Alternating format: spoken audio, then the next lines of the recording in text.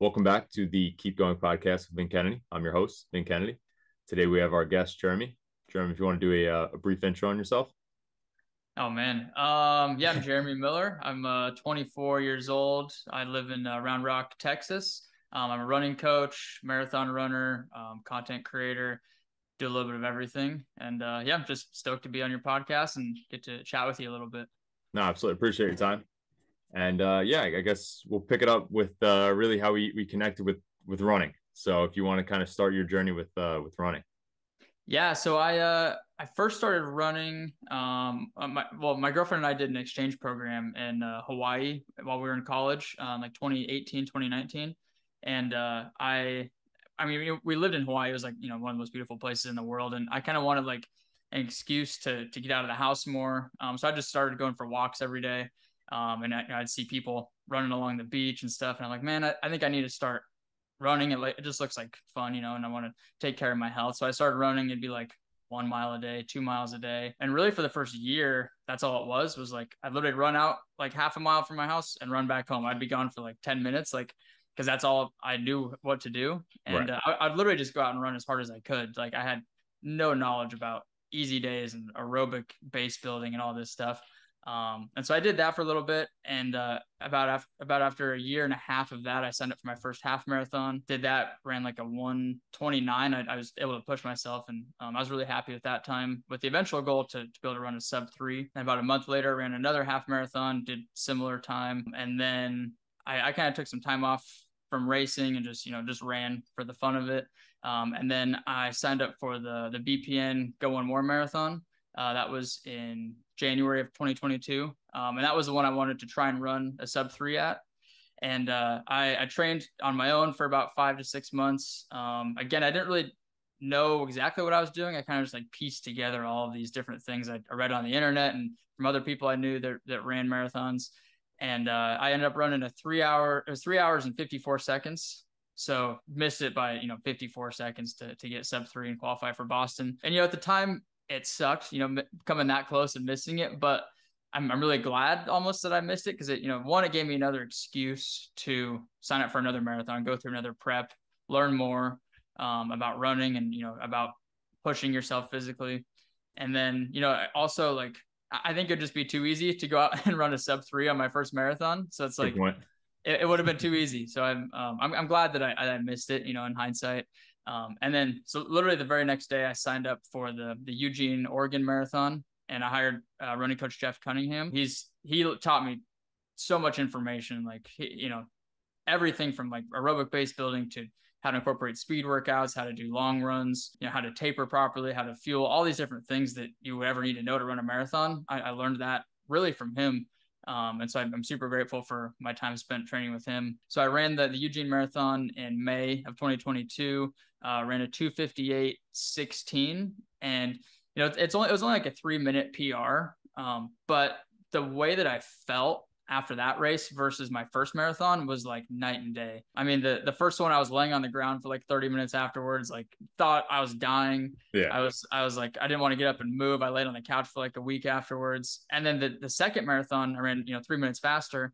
And I could have ran another half marathon if I had to. I felt great. I negative split the race. And I think that it's a testament to showing up every day, putting in the work, taking the time to learn about whatever it is you're trying to achieve, and just being consistent with it.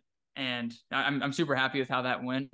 And then about 6 weeks after that, I ran my first ultra marathon. It was a 50-mile race up in Wyoming, where I'm from, and that was it's only twice the distance of a marathon, but it was, I would say, like 8 times harder than the sub 3, because Absolutely. it was like the distance wasn't really the hard part. It was just the terrain. It was in the mountains, in the Rocky Mountains. So it was up and down all day long for 13 hours straight. Like it was, I think, 8,000 feet of climbing and like 14,000 feet of descent. So it was just like, there's no flat part of the race. So my legs were just, just not ready for that. The ups and downs, basically. Being in Texas, it made it tough to try and train for that. We're at like 600 feet. There's no mountains in Texas, obviously. So, going from here up to Wyoming was definitely a challenge. But again, like that was just a huge learning lesson for me of like, again, what it takes to be consistent, show up for a race, put in the training, and then, give it your best effort. And there was never any doubt that I wasn't going to finish or anything, but it was just, that going through that whole process, like you just learn so much about yourself when you're out suffering for 13 hours or however long it is. And that's really, that's kind of my running journey. That was kind of a lot, but at the end of the day, I think my favorite part about running is like that test of yourself and seeing what you're made of, and putting yourself in uncomfortable situations and seeing how you handle those and seeing really what you're made of. So yeah. No, absolutely. And part of it too is like it really comes down to exactly what you said, is seeing what you're made of, because a lot of the runs you're on your own. Unless race day, obviously there's people around. I don't know if you work out with buddies, but all my runs I'm on my own. So it's, no one's out there pushing you, no one's out there driving you to work harder or not stop. It's all up to you. And obviously, sometimes the mental battle is a struggle, but what you gain from it is ultimately, I think, why we love it. 100%. I think what is that saying? It's like, who are you when nobody's watching? Right.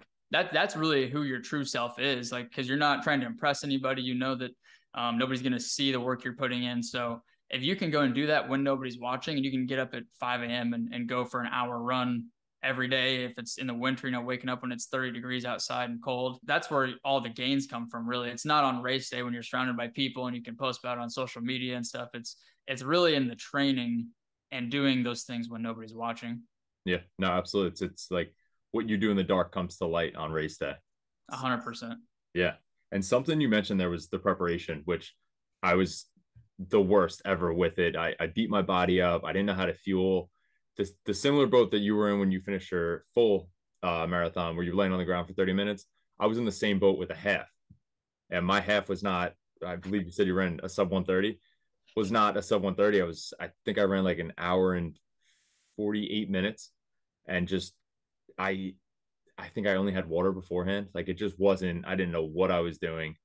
And I was beat up, and I was sitting there and I was like, how do people possibly run marathons? Like I have friends that aren't as heavy into working out. Of course, cardiovascularly, you could be in better shape than other people. It doesn't really matter as much of like your muscle definition or any of that. But I had people I would look at and like almost compare myself, which I really hate to do now, but I'd be like, how did they possibly finish a full marathon? And I thought I was going to die after a half. So it's so funny that you said that.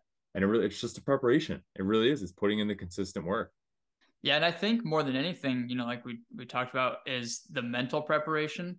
Like obviously your body needs training, and it needs it needs time to build fitness and the resilience to, that amount of miles. But really it's just the mental preparation that it takes, when you go out for a run every day and you can visualize what race day is going to be like, and you can get ready for, those why questions that tend to pop up, when you're 18 miles into a marathon, they're like, why the hell am I out here doing this? And you need to you need to be prepared to answer those questions, because usually what happens if you don't have an answer to those, like that's when you drop out or you walk the rest of the race because you don't have an answer. But you can find that through training, I think, and putting yourself in difficult situations, uncomfortable situations during training. So then when you get to race day, there's no surprises. You're ready to show up, accomplish what you set out to do, and then you're done with it. And yeah, I like how you talked about after you finish the half, you could never imagine doing a full. And that was the same thing with me. It really, with every distance I've done, it's like after the half, I was like, no way I could have turned around and done that again. Same thing with the full marathon. I finished that. I was like, there's no way I could ever run a 50-mile race. Like I turn around and do that again. And then same exact thing when I finished the 50-mile race. I was like, there's no way I could ever go do 100 miles. Like there's no chance. And then I think eventually I want to do 100 miles, but again, it's just, it's really just a mental battle with yourself, which is really the best part about running. It's like most of us aren't going out to win these races or, win a 5K or whatever it might be, but you're just going out to challenge yourself and beat your prior times, or really just be better than you were before. And I think that's the best part about it, is because you can, there's no end to that. Like you can continuously get better and better the more you do it. So I don't know. I could talk about running all day. It's truly one of my favorite things. No, I totally agree. And it's funny because the end of there, what you said makes sense too. With you were saying when you came to the end of the prep, you signed up for another one because like you wanted that again.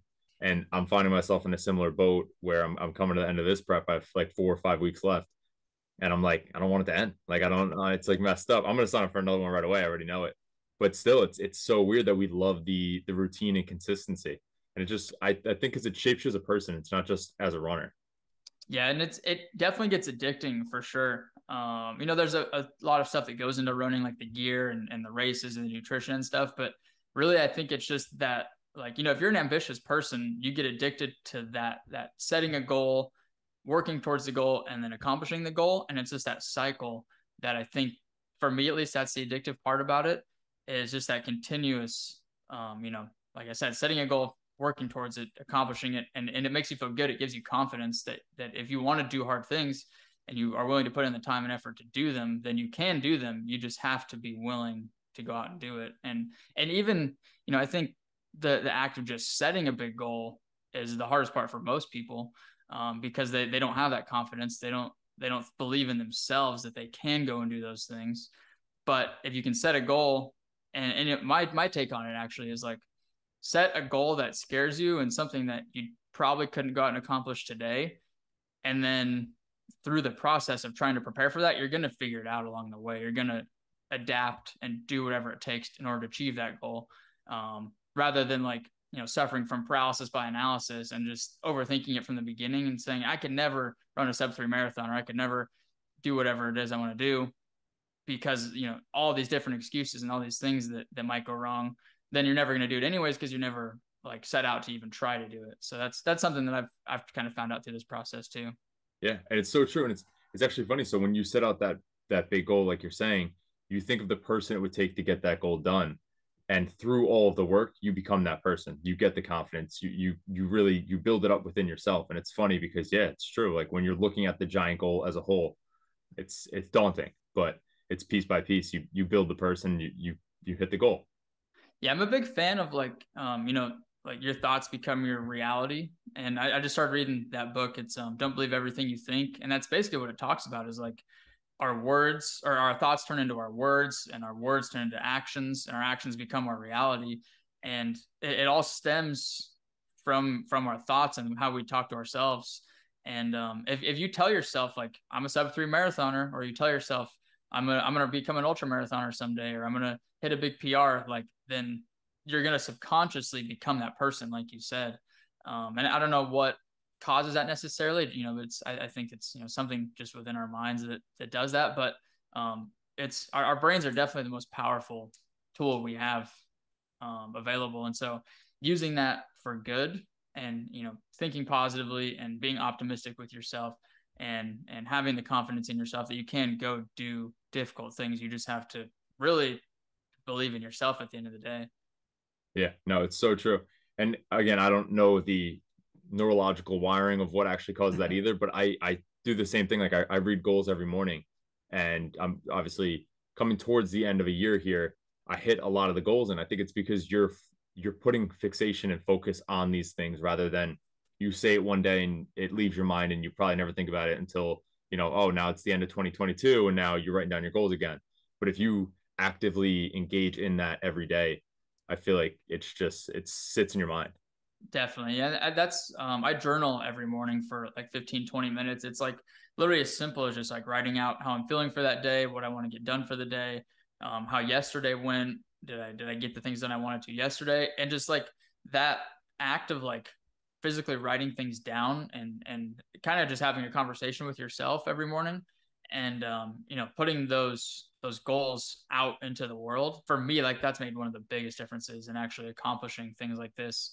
And setting the goals that I want to, and actually achieving them. So it's, I don't know, I feel like a lot of people don't like journaling for some reason, or they can't get into it. But for me, that's one of the biggest differences in my life that I've seen, as far as like self-improvement. Yeah, no, absolutely. I journal as well. I love it. And I think it's more of like not even that people can't get into it. I think people are scared of the self-work because they know it it sucks. Like in the beginning, especially because like you're kind of digging through to make yourself that better person, and you're starting from scratch almost, where that you need to change things, and change is tough for some people. Yeah, I think that that applies to most things in life. Is people, they get stuck in just that comfortable routine, and they're kind of content with everything, with the way everything is, and they don't have a lot of discomfort in their lives. And if you're not forcing yourself to change, then if anything, you're getting worse, because you have to be in uncomfortable situations in order to grow.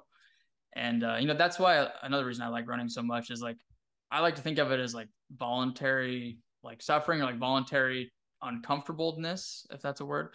But it's like if you can force yourself to go be uncomfortable for an hour every single day, like the rest of your day is just going to be cake. It's going to be easy because you already got the hardest part out of the way.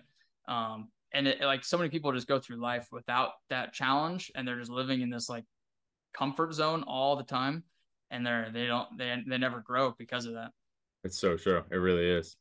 Yeah, I mean, I always think about it too, and I listened to a podcast with Rich Roll and Ken Rideout, and it was like most times you're not getting punched in the face, you're not having an actual physical altercation with anybody, so like you're always kind of safe in a sense. So it's that comfort zone with that. So forcing yourself to go run 18 miles or a marathon or PR a half marathon, it's the tough things that like you don't have to do, but they make you better. I was thinking about Ken Rideout because I met him a few months ago, and he's a super cool dude. Yeah. And yeah, he's a great guy. He's like, I love just the way he carries himself, and I like his mentality too of like, I don't give a shit about your excuses or whatever it is. Just go out and do it, and don't think about it too much. Yeah, no, absolutely. And yeah, I mean, he's kind of got that like the Goggins vibe a little bit where it's like, So yeah, yeah, like a gritty dude from Boston. Like you could just tell he doesn't mess around. yeah, he's Yeah. got that Boston accent too, which makes it even better. Yeah. No, absolutely. But next, yeah, I kind of want to touch on. So you touched on a little bit earlier with your traveling to Hawaii. I just noticed, you do a lot of traveling, and if you kind of wanted to expand on that, it's something I've kind of made more of a priority, and I love it. And I think it's something everybody should do. Obviously, financially, sometimes it's people are in different boats, but I think if given the opportunity, you should definitely take a trip. Oh man, traveling is besides running is probably my second favorite thing in the world. Is like and for me it's just a new experience, going to experience a new culture, be in a new city, try different food, see how other people live. And I think one of the best parts about it is it just gives you kind of a new perspective on life. Like my girlfriend and I, we grew up in Wyoming, just a small little town of like 40-50,000 people. And most of the people there, like most other smaller towns, they never leave. They just they grow up there, they go to high school there, they stay there forever, really. And when we went to Hawaii, that was our first time actually leaving Wyoming. Like we traveled around to different states and stuff, but like actually being fully separated from Wyoming. And obviously Hawaii is like polar opposite from Wyoming. And so it was a little bit of a culture shock, but because of that, like we had this whole new perspective of like, wow, there's just so much more out there than this little tiny town in Wyoming. And that's where I found running. That's where I got into like photo and video. Is really just like all these different things being thrown into this new culture and this new way of living that like it shifted things in my mind for sure. It made me realize the things that are important to me in life. And I think that, traveling in general can have that effect on people because you get out of your comfort zone. Again, you have to have that discomfort to change. And, it's not really comfortable to, go to a different country and trying to navigate the roads and, talk to people if they speak a different language. It's kind of weird. And I think you just get a new perspective on life, and as well as like, seeing how other people live. And really like if you go to another part of the world, it might seem like those people are, so far removed from how we live in the United States, but really like we're all just people that, we eat food every day, we go to the bathroom, we exercise, whatever it is, like we all do the same things. And I think for me, that was a big thing that I learned too, is like, we're all just humans living on earth, kind of, just going through life. But yeah, I think that the perspective that traveling brings is one of my favorite things. Yeah, no, that's awesome. And it's true. And I feel like a lot, especially here, I feel like we put people on pedestals, we put celebrities on platforms, and we're all people. We all do the same things, we all have the same problems. And it's yeah, but no, the perspective switch is huge. And obviously you gain that from running as well. I know you're big into books too, and it's having the awareness to know that, to be open, really. And I think is what it comes down to. And I feel like obviously yourself, me included, there's a lot of people on this like self-growth journey that also love running. and it makes sense because they kind of go hand in hand. Definitely. I want to ask you where you've traveled to. So recently, it's been a lot of U.S. trips. I went to Aruba this summer. Nice. Yeah, but I have a I'm planning something in to go to Italy. So really, really excited about that. Nice. That's awesome. We've never been to Europe, but we're actually next week we're heading out to Germany for 4 days, Switzerland for 4 days, and then Austria for a day. That's awesome. So yeah, we're super excited. Switzerland's kind of been a bucket list thing for us. Oh, really? Yeah, it seems like a utopia kind of place. It does, Um, yeah. so we're like really excited to see that. And like I said, it's our first time to Europe. We traveled to when we lived in Hawaii. We traveled over to Japan for 4 or 5 days, and that was up until now definitely our favorite trip by far. Japan is a super cool place, and then we also traveled to Bali, Indonesia. We were there for about 10 days. That was a great trip. And then been down to like Mexico a couple of times, Canada a few times. But yeah, we're really excited to go check out Europe.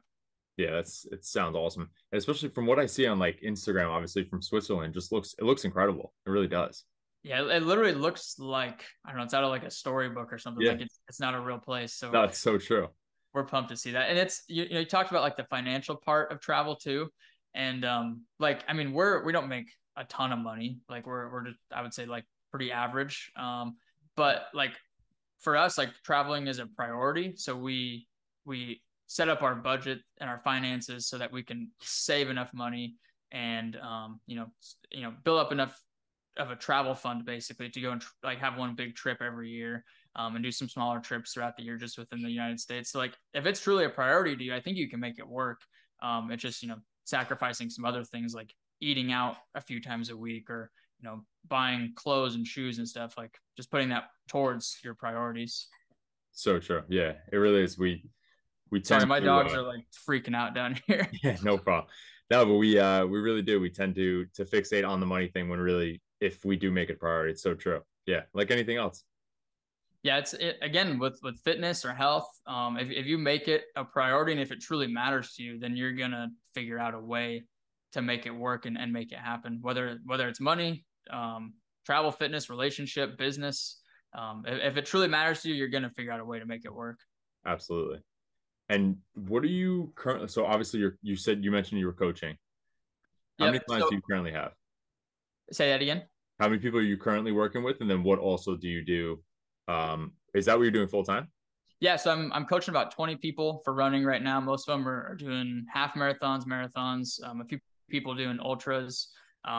Basically just sharing my knowledge that I've gained through my running experiences, and obviously what I learned from people like Jeff. So about 20 people there, and then I'm also doing content creation for myself full time. So working with different brands, doing some like sponsored stuff. And then I also do a lot of video editing for clients. So mostly like within the fitness space. So like right now I'm working on an ultra marathon documentary for this guy that ran around Lake Como last year in Italy. So working on some projects like that, a little bit of everything. But really just working for myself, which is truly what I love, is getting to pick and choose the things that I get to work on. And it's I don't know, I've just always had that like entrepreneurial self-employed mindset. I'm sure you can relate. And so yeah, getting to work for myself is like it's definitely a passion and a dream come true for sure. Absolutely. Yeah, that's awesome. I mean, it's a game changer and it frees up your time because like you Yeah. said, you're choosing what you work on and what you prioritize and where you put your focus.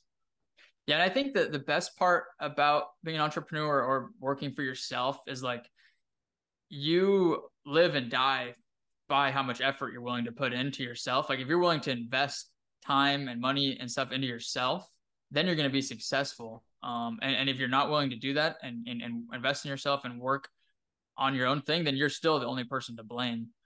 If you don't make it, because it's like I said, you live and die based on how you perform. And it's similar to running again. Everything seems to come back to running, but like Bro, it's just you versus you. Like if you succeed, it's because of the work you put in. If you fail, it's because the work you didn't put in. And again, that's why I like it so much. Is it's you're not relying on other people to tell you what you can and can't do. It's up to you at the end of the day. absolutely. And what were you doing prior to? So I was actually working at BPN with Nick Bear. So I started there in January, worked there for about 8 months until like early August. So I left about a month ago. And before I started there, I was again self-employed, entrepreneurial. But I was willing to give up a little bit of that to go and be a part of BPN because I was a big fan of Nick and what he's trying to do, and the community that he's building, and the brand that he's building. So I wanted to, I felt like I would have regretted saying no to Right. that opportunity. So I feel like I just had to say yes and go see what it was like. And again, super grateful for that experience. I was there for about 8 months. Learned a ton of stuff. Helped them grow. I was able to be a part of their journey as well. And I worked mostly on Nick's YouTube channel, doing all of his personal content. It was amazing working from him, working for him, learning from him. And yeah, it was a super awesome experience for sure. I'm very grateful for it. Yeah, that's awesome. And it seems, I don't personally know anybody that works there, but I see like you said, the environment. It seems all like, it just seems like a bunch of really good, hardworking people that have the same goal in mind. Yeah, that was for sure something I found out right away. It was like everybody's there to help grow BPN and grow that brand and business. And it was a really cool team to be a part of. And that was really, what I'm the most grateful for probably is like, outside of everything I learned, but like just the people I got to work with, and then the people that I got to meet that are in that BPN community, getting plugged into that. And like, Nick would tag me in a story or a post or something. And like, I would, a bunch of his followers would hit me up and they're like, oh, I've been following Nick and BPN for years. And like, they would connect with me. And now I'm still talking to those people every day. And so I'm super grateful for that whole experience. Yeah, no, that's awesome. And then just obviously being around people like that are pushing themselves. Is that where did your like fitness, and obviously you found running when you were in Hawaii, but like what really sparked to like do the ultra? Because obviously people could run a half, but a half and an ultra are two different worlds. Yeah, I think honestly, it was around that same time I started getting into running in Hawaii. That was, like I said, like 3 or 4 years ago. Um, and I at the same, really again, what got me into running too was I started reading David Goggins' book. I'm sure you read his book or at Yeah. least heard of him, and just that mindset of like, if you want to become a better person and reach your potential and succeed in life, like you have to go and do difficult things. You have to challenge yourself and get out of your comfort zone. And that was, I don't know, I started getting into running obviously, and then I started learning about ultra running. So I signed up for that race last summer. And it really, I guess there's a bunch of different things that all play into it, but I filmed a documentary last summer on a friend who ran the Grand Slam of ultra running. It's called Chasing 400, and it's 400-mile races. And he just like watching him go through that process of running 400-mile races and like within 13 weeks was just like, holy cow, like I didn't know people could do this. Like it was Right. just such an incredible feat, and to be there to capture it and be with him, that was super motivational for me and very inspiring. And then after doing that, that's when I ended up signing up for the 50-mile race, because I was like, I think I eventually want to do 100, but I want to work my way up there, not just jump straight into 100. Right. I mean, dude, even just being at those 100-milers to film it and like be awake for that long, that by itself is such a challenge. Like, let alone going out and moving your body 100 miles in that same time. So it's a 100-mile race it's like it takes a very special person, one, to want to go do it, and then two, to actually go out and accomplish it. Yeah. And I think for whatever reason I'm drawn to that kind of challenge. So yeah, do you think you want to do a 100-miler eventually? Absolutely. Yeah. Yeah, It's been I love it. on the bucket list too. And it's funny because you see a guy like a BPN guy, Adam Klink, and like I don't know the severity of what actually went on, but like that's a guy that like he could do it. If anybody could do it, like he could do it. So like obviously something medically went wrong, but it just shows you like it's not a walk in the park. Like you see all these people afterwards and you see the documentaries and you see the stuff, but it's not as easy as like, oh, I want to do this, I'm gonna go do this. This is a different animal. Yeah, it takes really, I think, years and just hours and hours and hours spent training your body and training your mind to do something like that. And I really like these other longer races, like there definitely comes a point during those ultras where it's just becomes 100% mental game. Like your body obviously can carry you a long ways, but like when you're at mile 75 and you still have a marathon left to run and you've already been doing it for like 20 hours, like Right. to tell yourself to keep going, like that's it takes a lot of mental strength to be able to do that. Yeah, absolutely.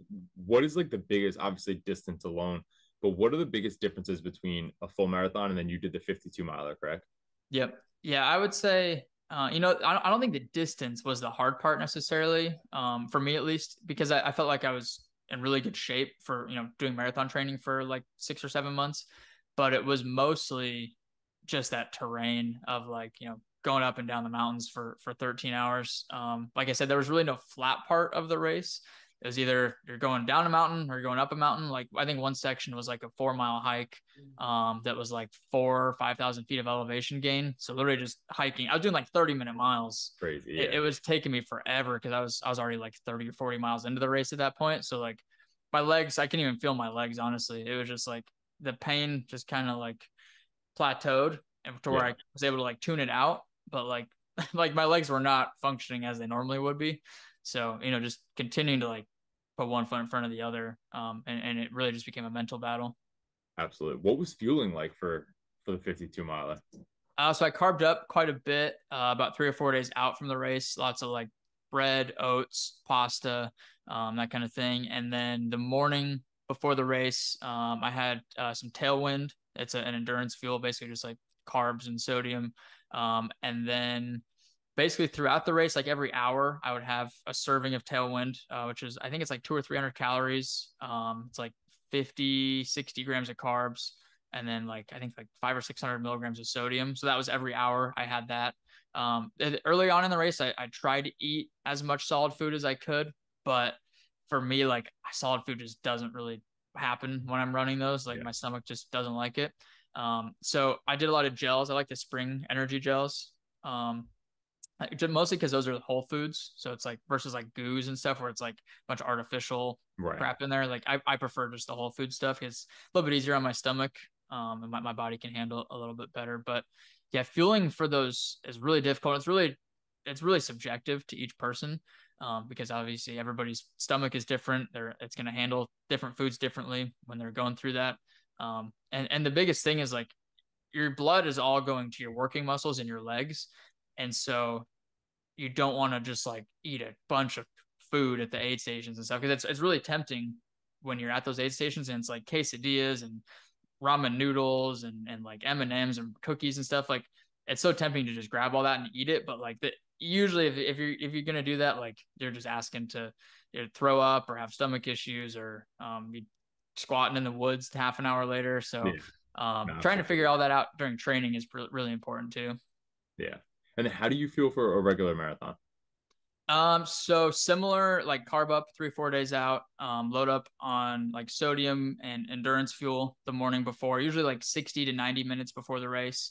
So you have enough time to process it. I'll do like an English muffin or like some toast before the race.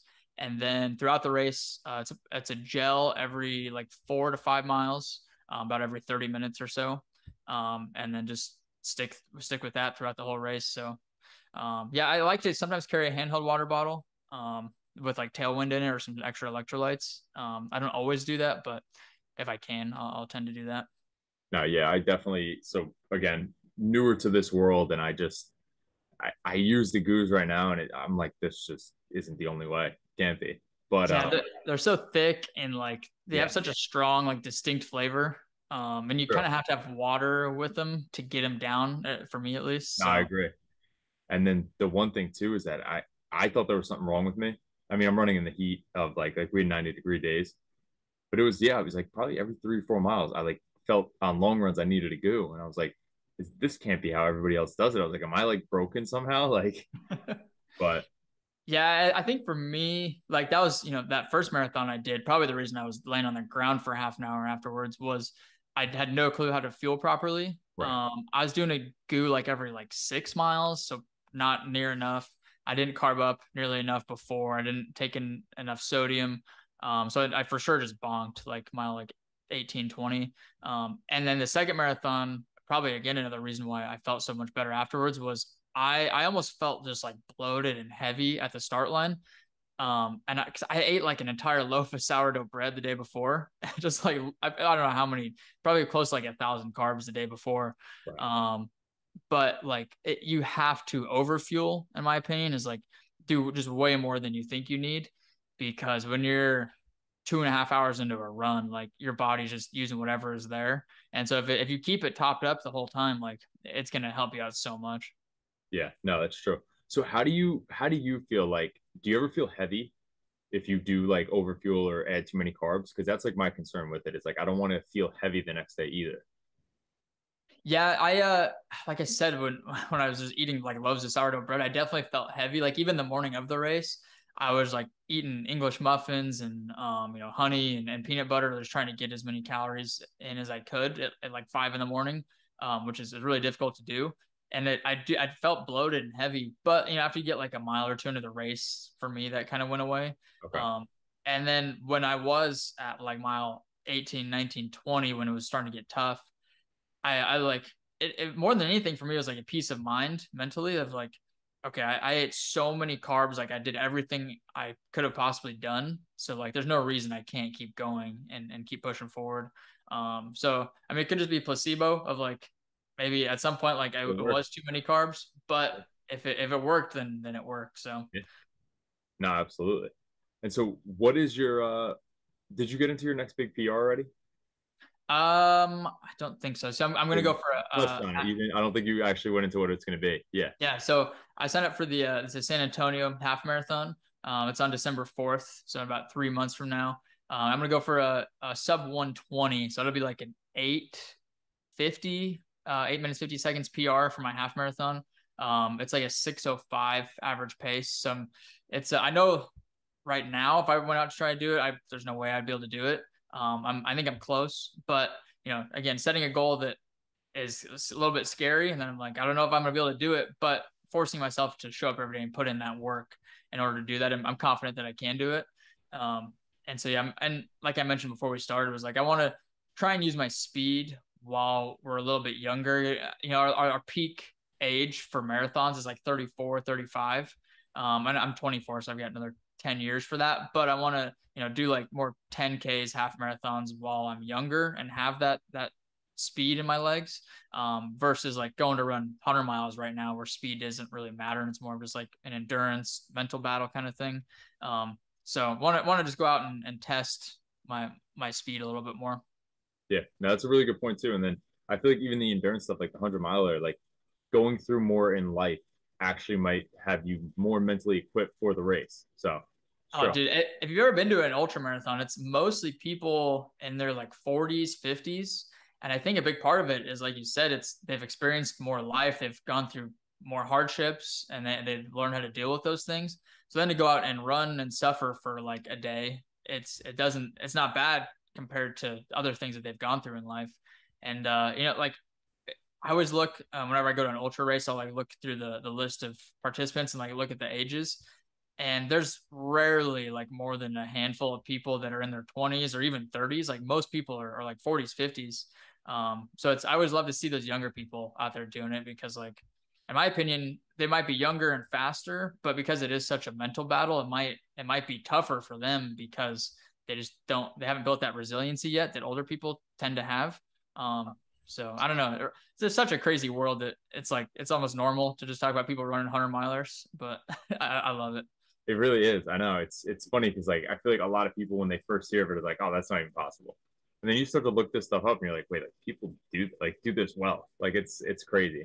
Dude, even like some of the crazy, like the 200, 240 races, Yeah. like it's not normal to do those, but like just to talk about it, it becomes more normalized because every year hundreds of people go and do it. Yeah.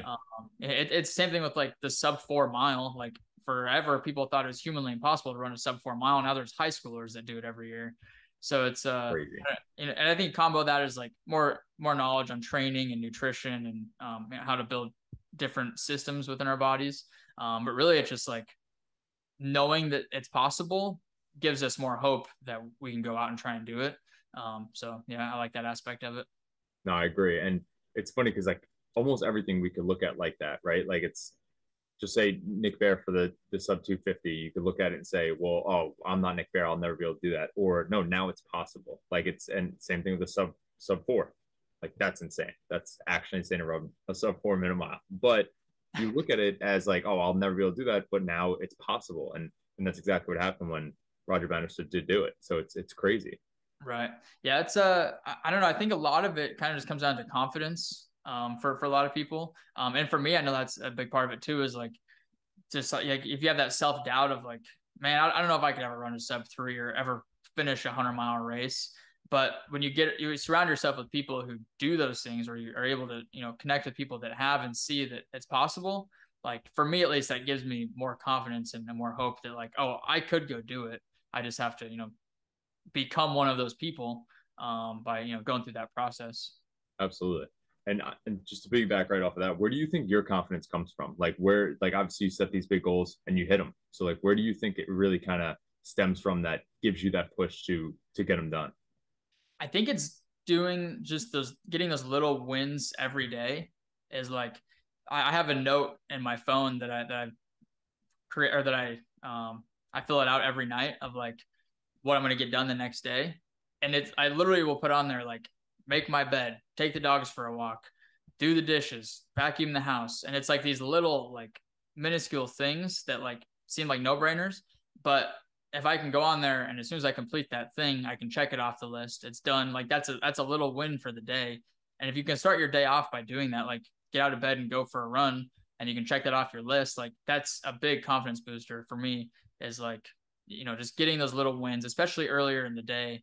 Like within the first hour or two of waking up, going out and getting those things done that you have to do, because then the rest of your day is just going to be easier from there on out. Absolutely. Yeah. I mean, it does, like everything else, it compounds. It really does. Yeah. It's like Jeff says, it's like better to be consistently good than occasionally great. Like you don't have to show up and hit home runs every single time you're at the plate, but just show up, hit singles, hit doubles. And that's how you win the game. You don't have to go out and, and hit a home run every single time. Right. No, it's true. Sometimes it's about the at bats and just the on base percentage. Yep. 100%. Yeah. And then just lastly, it's the question we ask everybody: what keeps you going, and like what's really like your driving force, and what's your why? Ooh, I think about that a lot, and I think the answer might change from day to day, honestly. But like, I think really at the end of the day, it's just to be the best version of myself that I can be. It's like asking myself every day, am I better than I was yesterday? And I think if we all do that, it's like we can all be successful. We can all be the best versions of ourselves if we just show up and do the things that are going to make us better than we were yesterday. And that's really for me what it is. Like I even like every day I'm like, what do I want to do with my life? Like sometimes I feel like I'm going through like a quarter life crisis. There's like most people in their 20s. It's like, do I want to go to school? Do I want to get a degree? Do I want to go work this job? Do I want to start a business? Whatever it is, like trying to figure out what you like and don't like. But for me, it's just like, just go day by day, do the absolute best you can for that day, whatever it might be. If it's going for a walk, if it's sending some emails to some clients, if it's applying to jobs, or, trying to get scholarships for school, whatever it is, like just be the best version of yourself every day. And I think that's truly the best thing anybody can do is, just show up and do what they can for that day. And that keeps me going, at least. Is just, like I said, being better than I was yesterday. And I feel like just with that mindset and that awareness, like taking those steps daily, the rest of the path kind of like opens up, and you'll figure it out as you go, and you'll just take it step by step. It truly does. And it's again, that consistency aspect of like, you can get really excited about something like, oh, I'm going to start working out. And then you're going to go to the gym for every day for a week, and then you're going to be burnt out. Versus if you ease into it and you learn about it, and you figure out what's going to work for you and create a sustainable routine, a sustainable and consistent routine. That's where you find success, is not just getting excited and going out as hard as you can. Then you're just going to burn yourself out just like that. So, yeah, I think just consistency and sustainability is key. Absolutely, man. I gotta ask you what keeps you going. What's your why? Yeah, honestly, it's just like you said, it's being the best version of myself, because I've already seen like the trickle effect it has on the people around me.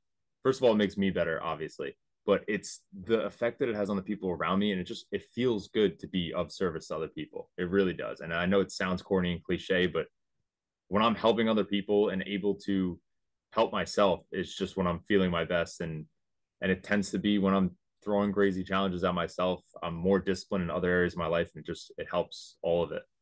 I love that, dude. It's it's like when you're on an airplane, they say put your mask on before the person next to you. Like if you aren't able to help yourself and take care of yourself, like there's no way you're gonna be able to help anybody else. So sometimes you do have to be selfish and put yourself first. Go take care of your health, take care of your business or whatever it is, so that you can help other people. And I think a lot of people are afraid to do that because it comes off as selfish sometimes. But like I said, I think you have to do that in order to truly help other people. Absolutely. Yeah. You can't pour from an empty cup. Yep. Bro. 100%. But honestly, man, I really, really appreciate your time. And I hope you crush your PR, and you will. And then I hope we toe the line together at 100 miler. Dude, I hope so too. I hope you hit your PR too. You got a big race coming up. Yeah, pretty excited. But thank you, man. I really, really appreciate it. I appreciate it, dude. Thanks for having me on, man. Of course.